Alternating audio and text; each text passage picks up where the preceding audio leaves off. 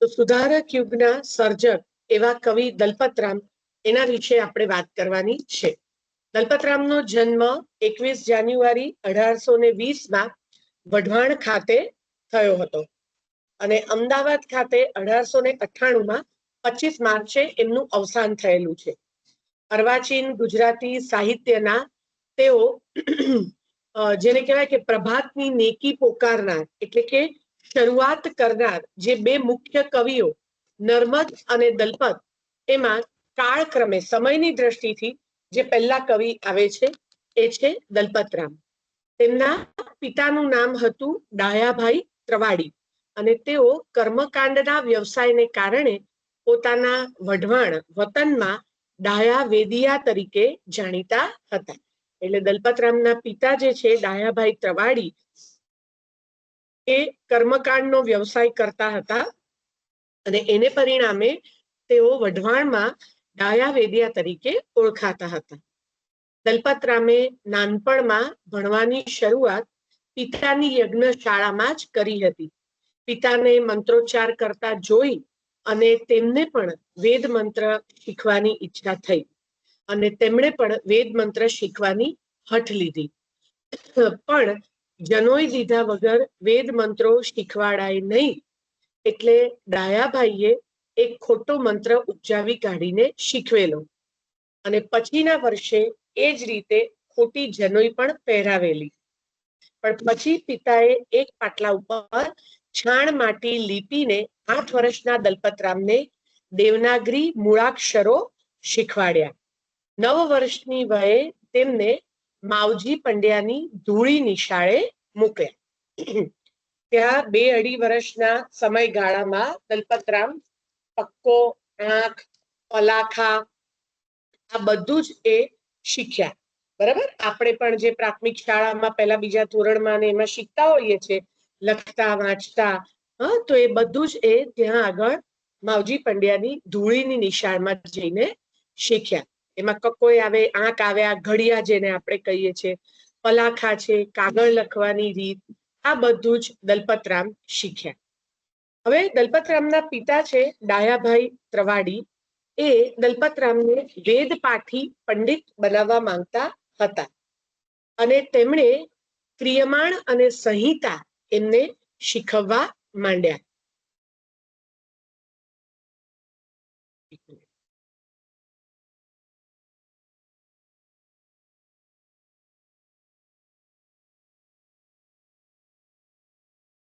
તેમને ક્રિયમાણ શીખવવાની શરૂઆત કરી. તે એમને શીખવવા માંગતા હતા. પુત્રની ભૂલ થાય. હવે દલપતરામના જે પિતા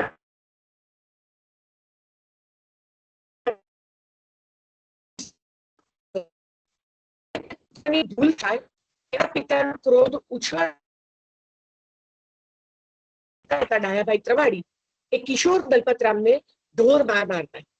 પિતાના મારથી ત્રાસીને દલપતરામ ઘેર નાસી ગયેલા, ઘરથી નાસી ગયેલા, ભાગી ગયા હતા અને છેવટે દલપતરામના માતૃશ્રી અમૃતબા અને 2 પુત્ર અને 1 પુત્રી લઈને પિયર જુદા રહેલા. કારણ કે એના જે પિતાજી હતા ડાયાભાઈ એ બહુ ગુસ્સાવાળા હતા, બહુ ગુસ્સો કરે અને બહુ જ બાળકોને બહુ મારે. એટલે પછી એમની પત્ની છે પોતાના બંને બાળકોને લઈ અને પિયર જઈને રહી હતી.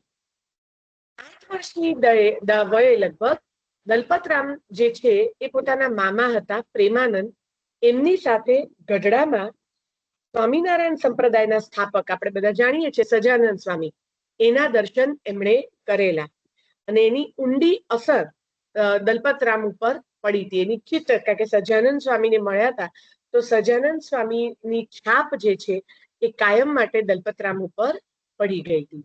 1834 મૂળીમાં, આપણે જાણીએ છીએ અત્યારે મૂળીમાં પણ સરકારી કોલેજ છે, તો મૂળીમાં સમયો ભરાયો તે વખતે મારે સ્વામીપંથી નથી થવું એવા નિશ્ચય સાથે મામાની સાથે દલપતરામ મૂળી ગયેલા. પણ પાછા આવ્યા ત્યારે સ્વામિનારાયણના પંચવર્તમાનની દીક્ષા લઈને પાછા આવ્યા અને આનો આઘાત ડાયાભાઈ ત્રવાડીને બહુ થાય છે. એટલે મૂળે બ્રાહ્મણ હતા, એમને કર્મકાંડ ને બધું શીખવવાનું હતું, શીખ્યા પણ હતા, એ ભણાવતા પણ હતા, પણ દલપતરામ સ્વામિનારાયણની દીક્ષા લઈને પાછા આવ્યા. તેમના પિતાને બહુ આઘાત લાગ્યો અને પછી એમણે સંન્યાસ લઈ લીધો. ડાયાભાઈએ સત્સંગની દીક્ષા લીધી દલપતરામે. એ પહેલા થી જ એમને કવિતા કરવાના સંસ્કાર પ્રાપ્ત થયા હતા. એમના ઘરના સામેના ચોકઠામાં ચોરા જેવું હોય ને, એમાં ચાંદની રાતે રેડિયો કાઢતી ડોશીઓ શેરીના છોકરાઓને વાર્તા સંભળાવતી. છોકરા વાર્તા સાંભળ્યા પછી એકબીજાને ઉખાણા પૂછતા. 10 વર્ષના દલપતને આ રમતમાં બહુ મજા પડતી. બીજાને ન આવડે તે ઉખાણાનો જવાબ કિશોર દલપતરામ આપતા. અને એટલું જ નહીં, પોતે નવા નવા ઉખાણા બનાવીને પદ્ય ગોળા પણ રેડવતા, એટલે કે જોડકણા ઉખાણા જેવું બનાવતા. હવે આ પ્રકારના જે જોડકણા હોય એને હડુલા તરીકે ઓળખવામાં આવે છે. હુડુહુડુ કરતા આવે એમ એ હડુલા. જેમાં અંત્યાનુપ્રાસ મળે, એટલે અંત્યની 2 પંક્તિઓ હોય એનો પ્રાસ મળતો હોય અને પાદ પૂરતી બરાબર સચવાઈ હોય એવી રચનાઓ એમણે કરી. હવે આ તો એમનો કિશોર કાળ હતો. કવિતામાં જાણે કે એમણે પગરણ માંડ્યા હતા. તે વખતે એમણે પછી શામળની પદ્ય વાર્તાઓ વાંચી અને એના પરથી દલપતરામે પોતે હીરાદંતી અને કમળલોચની નામની સ્ત્રી ચાતુર્યની 2 વાર્તાઓ એમણે રચી હતી, જે સ્વામિનારાયણના સંસ્કાર મળતા તેમણે રદ કરી હતી. બરાબર? એટલે આ એક એ પાછા સત્સંગના પ્રતાપે સૌનો સાળો સૌનો સસરો છે દ્વિજ દલપતરામ એમ કહેવા જેટલી નમ્રતા, નિખાલસતા અને ચારિત્ર્ય શુદ્ધિ દલપતરામમાં આવી હતી અને પછી તે જિંદગીભર ટકી રહી. સત્સંગના સંસ્કારને કારણે તેમને ધર્મ દીક્ષા અને કાવ્ય શિક્ષા આ બંને મળ્યું. એટલે ધર્મ દીક્ષા પણ એમણે પ્રાપ્ત કરી જ્યારે એમણે સ્વામિનારાયણ અંગીકાર કર્યો, દીક્ષા લીધી, અને કાવ્ય શિક્ષા પણ તેમણે મેળવી. 1834 થી લગભગ 1841 દરમિયાન કકડે મૂળીમાં રહીને તેમણે સ્વામી દેવાનંદ પાસે છંદશાસ્ત્ર, અલંકાર શાસ્ત્ર અને ભાષાનો પણ અભ્યાસ કર્યો. 1845માં જન્માષ્ટમીના સમયમાં, એટલે એની જે ઉજવણીઓ એમાં તેમણે કવિ કુસુમ તરીકે જાણીતા ફુલજી ગઢવીને શીઘ્ર કવિતાની રચનાની સ્પર્ધામાં હરાવ્યા. 1847માં અમદાવાદના સ્વામિનારાયણ મંદિરમાં તેમણે સંસ્કૃતનો અભ્યાસ પૂરો કરીને વઢવાણ તેઓ પાછા ગયા. અને એ જ વર્ષમાં આપણે જાણીએ છીએ કે અંગ્રેજોનું આગમન તો ભારતમાં થઈ ગયું હતું. તો એ જ વર્ષમાં એલેક્ઝાન્ડર કિનલોક ફોર્બ્સ અમદાવાદમાં આસિસ્ટન્ટ જજ તરીકે નિમાયા. તેમને ગુજરાતી ભાષા સાહિત્ય શીખવનારની જરૂર હતી. એટલે ભોળાનાથ સારાભાઈએ દલપતરામની ભલામણ કરી અને દલપતરામે ફાર્બસ સાહેબના શિક્ષક અને સાથી તરીકેની નિયુક્તિ છે એ સ્વીકારી. તો આ રીતે દલપતરામની ફાર્બસ સાહેબ સાથેની જે આખી સફર છે એની શરૂઆત થઈ. અને પછી તો આપણે જાણીએ છીએ કે દલપતરામ અને એલેક્ઝાન્ડર કિનલોક ફોર્બ્સ, આમ ખરું ઉચ્ચારણ છે ફોર્બ્સ, પણ દલપતરામ પણ એમને ફાર્બસ સાહેબ કહેતા. અને પછી તો એમના માટે એમણે ગુજરાતી સાહિત્યની પહેલી કરુણ પ્રશસ્તિ પણ લખી હતી, ફાર્બસ વિરહ. બરાબર? એટલી એમની મૈત્રી ગાઢ થઈ ગઈ હતી. તો એ ગાઢ મૈત્રી અને બંનેનો ગુજરાતી પ્રત્યેનો પ્રેમ, આ બંનેને કારણે દલપતરામ અને ફાર્બસ સાહેબે ગુજરાતી સાહિત્ય ક્ષેત્રે, ગુજરાતી સાહિત્યમાં ઘણું વિશેષ કામ, હોપ વાચન માળા સાથે પછી તો સંકળાયા, પછી રાસમાળા, આ બધું જ જેને કહેવાય કે એ ફાર્બસ સાહેબના સંપર્કથી, ફાર્બસ સાહેબના સહકારથી જે છે એ દલપતરામ ગુજરાતી સાહિત્ય ક્ષેત્રે એ કરી શક્યા. હવે આગળ વધીએ તો 1854ના માર્ચમાં ફાર્બસ સાહેબ પોતાના ઘરે ગયા, સ્વદેશ ગયા, ત્યારે દલપતરામને તે સાદરામાં મહેસૂલી ખાતામાં ગોઠવતા ગયા. અહીંયા ગાંધીનગર પાસે સાદરા કરીને ગામ છે ત્યાં. પરંતુ 1855માં ગુજરાત વર્નાક્યુલર સોસાયટી એમાં છે ને થોડી ડામાડોળ થઈ ગઈ. એની જે સ્થાપના કરી હતી એ લોકોએ ગુજરાત વર્નાક્યુલર સોસાયટીની, પણ એ અસ્થિર થતા દલપતરામે સરકારી નોકરી ત્યજીને સોસાયટીનું, ગુજરાત વર્નાક્યુલર સોસાયટીનું મંત્રી પદ લીધું. સોસાયટીના વિદ્યાવૃદ્ધિના કાર્ય માટે ભંડોળ એકઠું કરવા તે ધનિકો અને રાજાઓને મળવા લાગ્યા.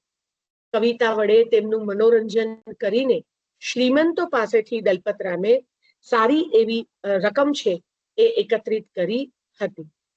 તે વખતના જે ગુજરાતના એના રાજા હતા ખંડેરાવ ગાયકવાડ, એની સમક્ષ પણ તેમણે ગુજરાતી વાણીના વકીલ તરીકે પોતે પ્રસ્તુત થયા હતા. એટલે રૂડી ગુજરાતી રાણી વાણીનો વકીલ છું, બરાબર, આવી રીતે એ ઉપસ્થિત થયા હતા.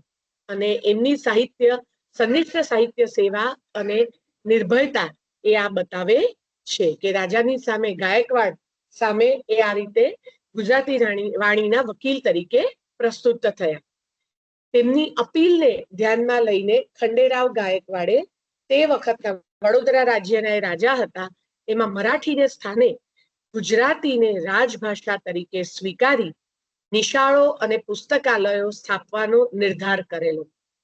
દલપતરામના પ્રયાસથી આમ ગુજરાત વર્નાક્યુલર સોસાયટી એ સદ્ધર થઈ અને ગુજરાત અને સૌરાષ્ટ્રમાં વિદ્યાવૃત્તિનું આખું આંદોલન જાગ્યું. આ સંસ્કાર સેવા બદલ રાણી વિક્ટોરિયાના દરબારમાં દલપતરામને શાલ પાઘડીનો સરપાવ મળે છે, એટલે કે એમનું સન્માન કરવામાં આવે છે દલપતરામનું, કારણ કે એમણે પોતાની ભાષાને મુખ્ય સ્થાન પોતાના રાજ્યમાં અપાવ્યું. ગાયકવાડ પોતે મહારાષ્ટ્રીયન હતા, એટલે મરાઠી તે વખતે રાજભાષા તરીકે ગુજરાતમાં હતી, બરાબર, પણ દલપતરામને કારણે ગુજરાતીને રાજભાષા તરીકે સ્થાન મળ્યું. જો આપણે જ્યારે ગુજરાતીના ઇતિહાસ વિશે, ગુજરાતીના વિકાસ વિશે આપણે જ્યારે વાત કરીએ ત્યારે આ એક વાત પણ આખી યાદ રાખવા જેવી છે. પછી CIE એટલે કે કમ્પેનિયન ઓફ ઇન્ડિયન એમ્પાયરનો ઇલકાબ પણ દલપતરામને મળે છે અને ફાર્બસ સાહેબે તેમને કવિશ્વરનું બિરુદ આપ્યું હતું. એટલે ત્યારથી એ કવિશ્વર દલપતરામ તરીકે ઓળખાય છે. અને જ્યારે એ ગુજરાત વર્નાક્યુલર સોસાયટીમાંથી નિવૃત્ત થયા ત્યારે એમને 12,000 રૂપિયા પણ, બરાબર, સરકારી નોકરીમાં હોય તો પેન્શન મળતું હોય, તે વખતે તો 12,000 રૂપિયા ઘણા કહેવાય, બરાબર ને.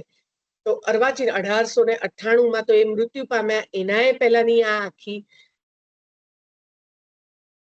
વાત છે, એટલે કે આની આ વાત છે ત્યારે તો 12,000 રૂપિયા ઘણા બધા, એની કિંમત ઘણી બધી હોય. તો એવી રીતે દલપતરામનું માન પણ કરવામાં આવ્યું હતું. હવે દલપતરામે સાહિત્ય સર્જન ક્ષેત્રે કેવું કામ કર્યું છે? તો ગુજરાત સૌરાષ્ટ્રમાં ફરીને ઇતિહાસ કથાઓ, લેખો, દસ્તાવેજો, હસ્તપ્રતો આ બધું જ એકઠું કરીને દલપતરામે ફાર્બસ સાહેબને રાસમાળા તૈયાર કરવામાં મદદ કરી. હું જો એમનું પીપીટી પણ તમારી સાથે શેર કરું છું.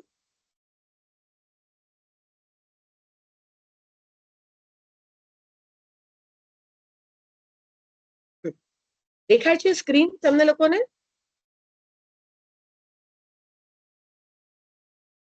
સ્ક્રીન દેખાય છે?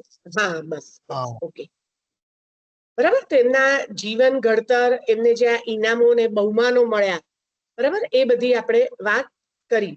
જો એ સુધારાના માળી તરીકે ઓળખાયા, શોધ કવિ તરીકે ઓળખાયા, સમર્થ ઉપકવિ તરીકે ઓળખાયા, રાજકવિ તરીકે ઓળખાયા, અને પછી એમણે જે સાહિત્યનો પ્રારંભ કર્યો એના વિશે આપણે વાત કરવાની છે.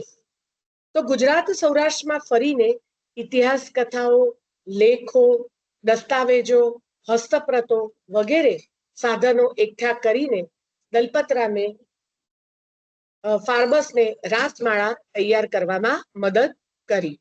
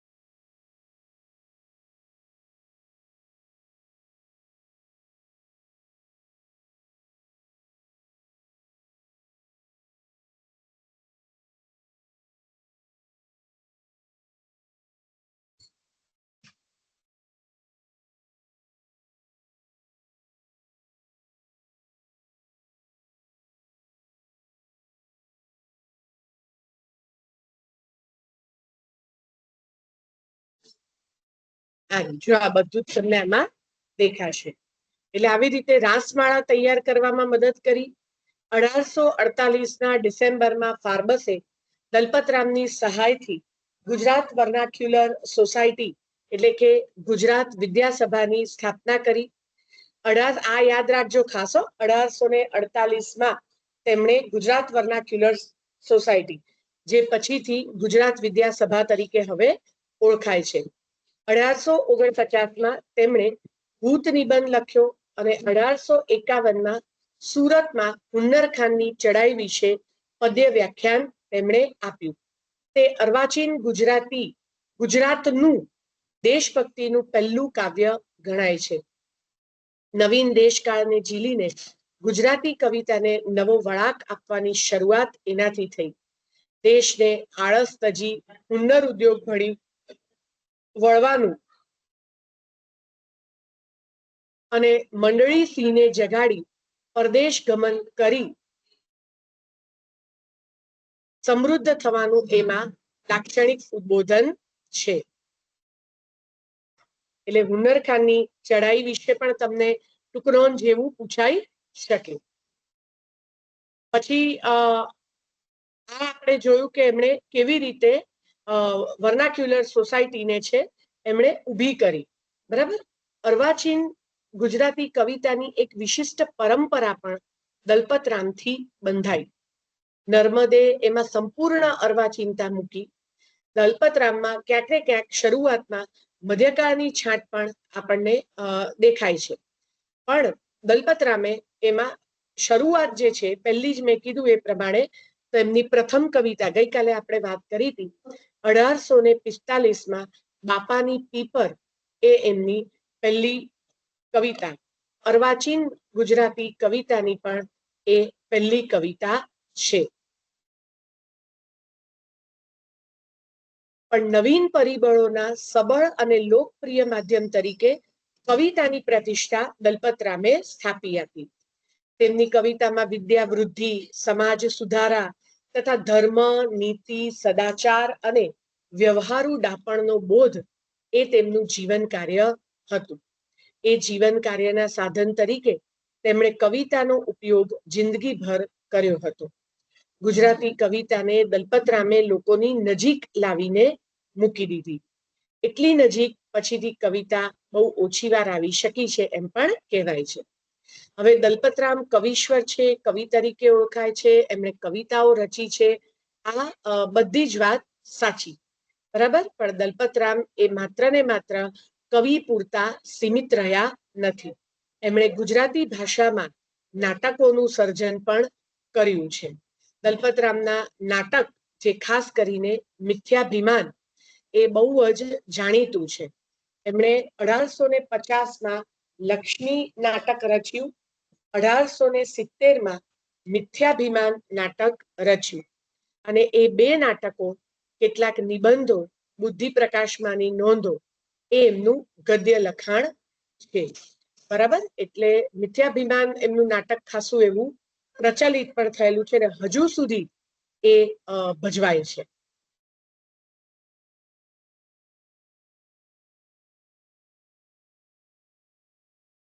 હજુ સુધી એ ભજવાય છે. ભવાઈ શૈલીનું એ આખું નાટક છે. આપણે એના વિશે પણ થોડીક વાત કરીશું. આ સિવાય દલપત કાવ્ય ભાગ 1-2, જે 1879 ને 1885માં પ્રકાશિત થયા, ઉપરાંત કાવ્ય દોહન, જે એના પણ 2 ભાગ, એમાં 1860, 1863માં પછી દલપત પિંગળની એમણે રચના કરી, છંદશાસ્ત્રનો ગ્રંથ. બરાબર. પછી હરિલીલામૃત. જુઓ, આમાં આ બધું આપણે જોયું. આ એમના નાટક, નિબંધ. બરાબર.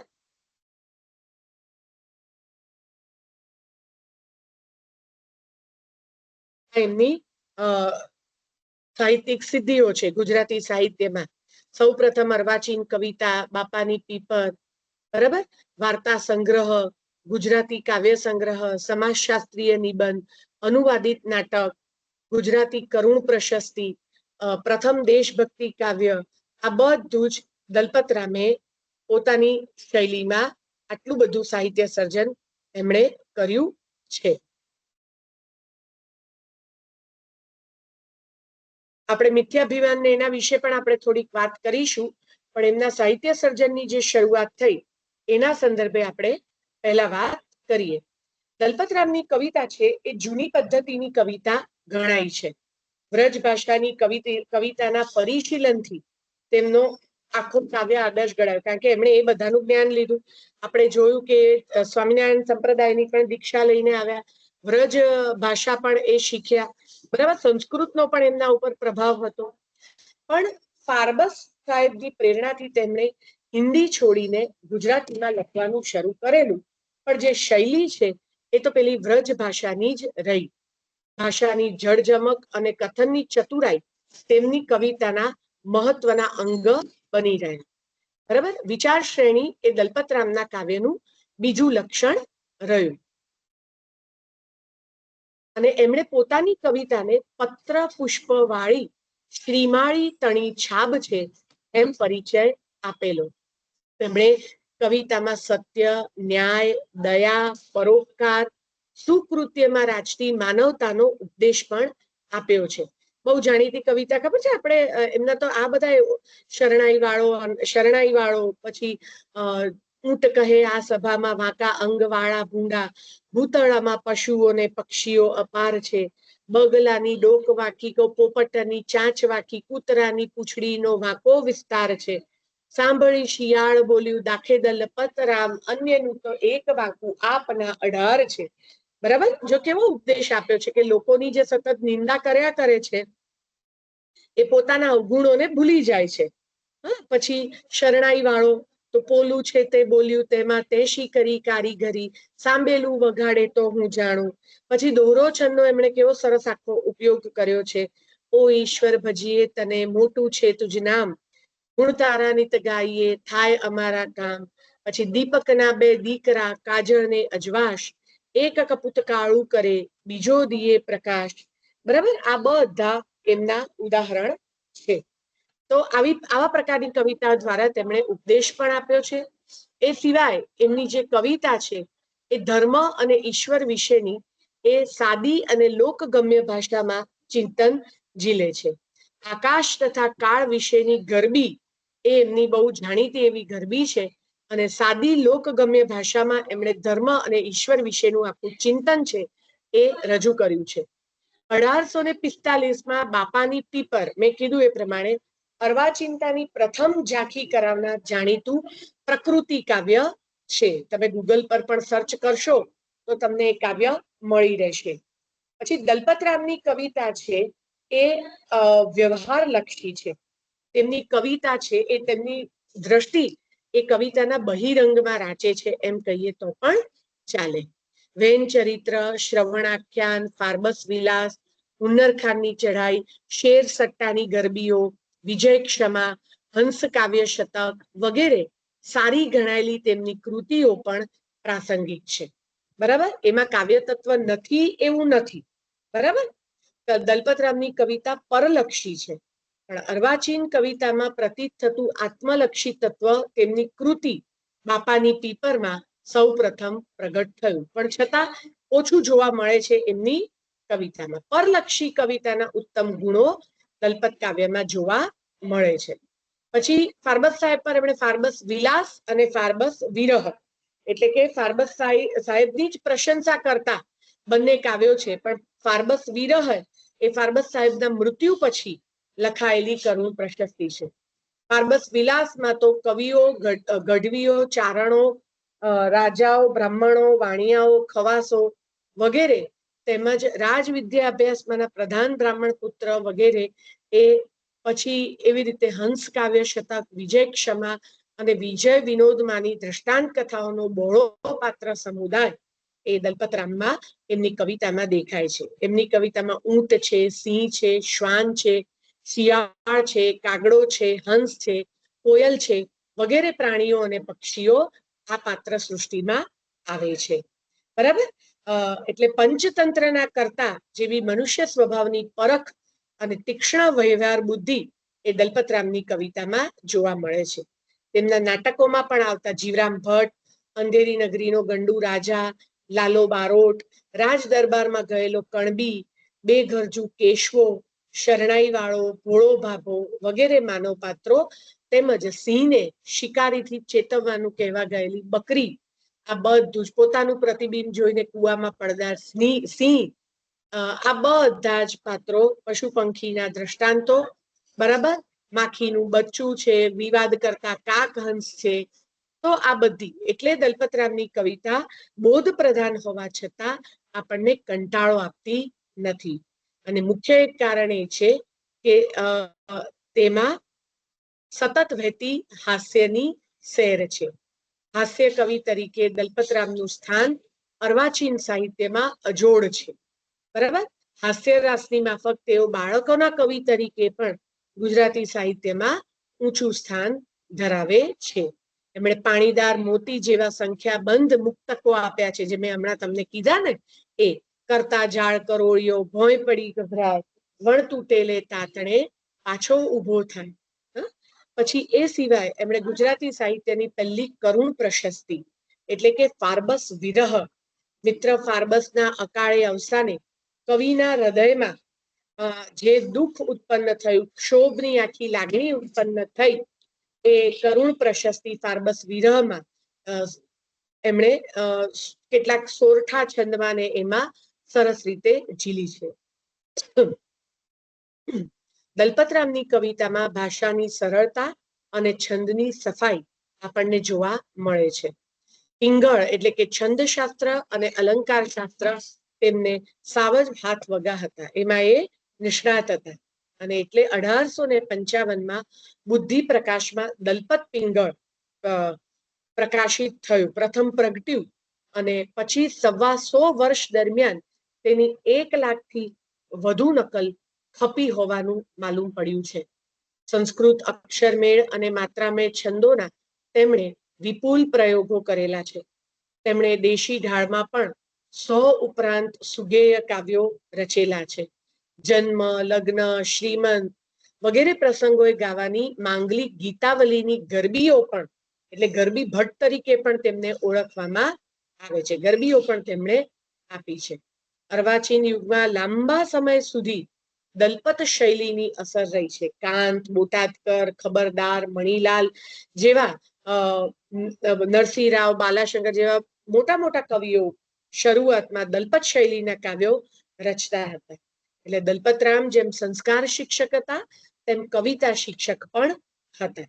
મોટા ભાગના કવિઓએ આ પંડિત યુગના પોતાની કવિતા લખવાના શ્રી ગણેશ દલપત શૈલીને અનુસરીને કર્યા છે. 2 નાટકની મેં વાત કરી. 2 નાટકોમાં લક્ષ્મી એ નાટક છે, એ મૂળ ગ્રીક નાટક પ્લુટસની વાર્તા મિત્ર ફાર્બસ પાસેથી સાંભળીને લખેલું છે. એટલે મૂળે ગ્રીક નાટક હતું પ્લુટસ, એ સાંભળી અને એમાંથી એમણે એની અસરમાં આ લક્ષ્મી નાટક એટલે એના રૂપાંતર રૂપે આ નાટક લખ્યું છે. અને રૂપાંતર હોવા છતાં તે પહેલું ગુજરાતી નાટક પણ ગણાય છે. અને તેમાં વાર્તા કથનની ઢબે સંવાદો મૂક્યા છે. અહીંયા જેમ નાટકમાં પ્રવેશ કે અંક હોય છે, એની જગ્યાએ સ્વાંગ શબ્દ પ્રયોજ્યો છે. અને એટલે એ બતાવે છે કે આ રચના છે એ ભવાઈની વધુ નજીક છે. ભવાઈ શૈલીનું એ નાટક છે. અને એ પછી લગભગ 20 વર્ષ પછી મિથ્યાભિમાન તેમણે લખ્યું છે. અને તેની પ્રસ્તાવનામાં મુંબઈ જેવા શહેરમાં નાટકનો ખેલ કરવાની નાટક શાળા હોય એમ દર્શાવ્યું છે. અને નવી પાશ્ચાત્ય ઢબની રંગભૂમિ, બરાબર, એ એમની જાણકારી સૂચવે છે. મિથ્યાભિમાન ભજવવા માટે જ લખાયું હોય તે એના સંવાદો પરથી સમજાય છે. જીવરામ ભટ્ટનું પાત્ર એ અહીંયા આગળ મુખ્ય છે. અને ગુજરાતી સાહિત્ય અને રંગભૂમિને મળેલું એક ચિરંજીવ હાસ્ય રસિક પાત્ર છે. મિથ્યાભિમાન નાટકને ઘણું કરીને પ્રથમ પ્રયોગ 1953માં ગુજરાત વિદ્યાસભાના નટ મંડળે સફળપણે કર્યો હતો. તે તેની પ્રહસન તરીકેની રંગ ક્ષમતા બતાવે છે, બરાબર. એટલે પ્રહસન એટલે હાસ્ય પ્રધાન નાટક હોય. એટલે અર્વાચીન ગુજરાતી ગદ્યનું પ્રથમ ખેડાણ કરનાર તરીકે પણ દલપતરામનો આપણે નિર્દેશ કરીએ છીએ. તેમના અવસાનના થોડા દિવસ પહેલા તેમણે માનવીઓ માત્ર પાસે રહે, હું માફી માંગુ એમ ઉદ્ગાર વાળું પોતાના અવસાનની તિથિ માટેની ખાલી જગ્યા વાળું વિદાય ગીત રચેલું, જે દલપતરામના સ્વભાવનું પ્રેરક બની રહે છે. બરાબર. તો આ જે વાત છે એ આપણે દલપતરામના સંદર્ભે આપણે કરી. અને દલપતરામ કવિની સ્મૃતિમાં લગભગ 2010 થી કવિશ્વર દલપતરામ એવોર્ડ પણ આપવામાં આવે છે. અને અમદાવાદમાં લાંબેશ્વરની પોળમાં દલપતરામ રહેતા હતા, ત્યાં એક કવિ દલપતરામ ચોક પણ આવેલો છે, જ્યાં તેમનું એક સ્મારક પણ છે. અને અહીં કવિ દલપતરામની લગભગ માનવ કદની 120 કિલોગ્રામની પ્રતિમા પણ મૂકવામાં આવી છે. હું અમદાવાદ હતી ત્યારે વિદ્યાર્થીઓને કાયમ ત્યાં આગળ મુલાકાતે લઈ જતી હતી. આપણે આશા રાખીએ કે તમને લોકોને પણ જો હું કદાચ લઈ જઈ શકું એવો આપણે પ્રયત્ન કરીશું, જોઈ લઈએ. બરાબર છે. તો આટલી વાત દલપતરામના સંદર્ભે કરવાની હતી. અને આપણે બધા જ કવિ નાનાલાલનું નામ આપણે સાંભળ્યું છે. તો એ કવિ નાનાલાલ દલપતરામના પુત્ર હતા. બરાબર. એટલે જેવા પિતા મોટા કવિ હતા, એવી જ રીતે નાનાલાલ પણ મોટા કવિ થયા છે. એટલે પ્રથમ કવિતા 1845માં અર્વાચીન પ્રથમ કવિતા એ બાપાની પીપર દલપતરામે આપી. પછી એમણે નવું સ્વરૂપ હડુલા ઉખાણા પ્રકારની પ્રાસવાળી રચના, બરાબર, એ પણ તેમણે આપી. પછી ફાર્બસ અને દલપતરામ આ બંને ભેગા થઈ અને 1848માં ગુજરાત વર્નાક્યુલર સોસાયટી, જે હાલમાં ગુજરાત વિદ્યાસભા તરીકે ઓળખાય છે. પછી 1849 થી 1850 વર્તમાન નામનું સાપ્તાહિક અને બુદ્ધિ પ્રકાશ માસિકની શરૂઆત કરી. 1850માં એમણે એન્ડ્રુઝ લાઇબ્રેરી સુરતમાં ઐતિહાસિક ભાષણ આપી અને ભંડોળ એકઠું કર્યું, અને જે ગુજરાતની પ્રથમ લાઇબ્રેરી પણ માનવામાં આવે છે. 1850માં તેમણે હરકુંવર શેઠાણીના દાનથી મગનલાલ વખતચંદ કન્યા શાળાની શરૂઆત કરી, જે આપણી ગુજરાતની પ્રથમ કન્યા શાળા પણ કહેવાય છે. અને મેં કીધું એ પ્રમાણે તેમણે શિક્ષણના પ્રસાર માટે મહારાજા દ્વારા ગુજરાતી ભાષાના ઉત્કર્ષ માટે નિશાળો અને પુસ્તકાલયો સ્થાપવાનો નિર્ધાર કરવા માટે એમને મનાવવામાં આવ્યા. પછી નેટિવ લાઇબ્રેરી હિમાભાઈ પાસેથી દાન મેળવી હિમાભાઈ ઇન્સ્ટિટ્યૂટની સ્થાપના કરી. હોપ વાચનમાળા ગુજરાતી ભાષાની પ્રથમ વાચનમાળા 1858માં એમણે તૈયાર કરવાનું ભગીરથ કાર્ય પણ એમણે કર્યું. ભૂત નિબંધ 1850માં પહેલો સામાજિક આપણો નિબંધ છે. બરાબર. તેમના કાવ્યો છે, એ બધી પણ મેં તમને વાત કરી. તો આ બધું જ દલપતરામનું સાહિત્ય છે.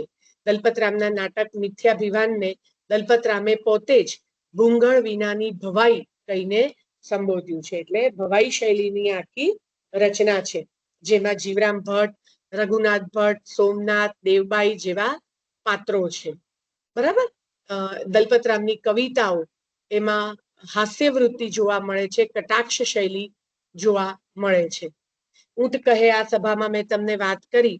પછી અંધેરી નગરીને ગંડુ રાજા, ટકે શેર ભાજી ટકે શેર ખાજા, કે પીપળ પાન ખરતા હસ્તી કુપળિયા, મુજ વીતી તુજ વીત છે ધીરી બાપુડિયા. બરાબર. તો આ રીતે અને દલપતરામનો સાહિત્યિક વારસો એમના પુત્ર કવિ નાનાલાલે આગળ વધાર્યો છે. અને મેં કીધું એ પ્રમાણે 2010 થી વર્ધમાન વિકાસ સેવા ટ્રસ્ટ દ્વારા કવિશ્વર દલપતરામ એવોર્ડ તરીકે ઓળખવામાં આવે છે. અને એમને અર્વાચીન ગુજરાતના સુધારાના માળી તરીકે પણ ઓળખવામાં આવે છે. બરાબર. તો સુધારક યુગના સાહિત્ય સર્જકો વિશે જ્યારે આપણે વાત કરીએ ત્યારે પહેલા આપણા જે સર્જક છે એ કવિ દલપતરામ, એના જીવન અને સાહિત્ય સર્જન વિશે આજે આપણે વાત કરી. આવતીકાલે કવિ નર્મદના જીવન અને સાહિત્ય સર્જન વિશે વાત કરીશું.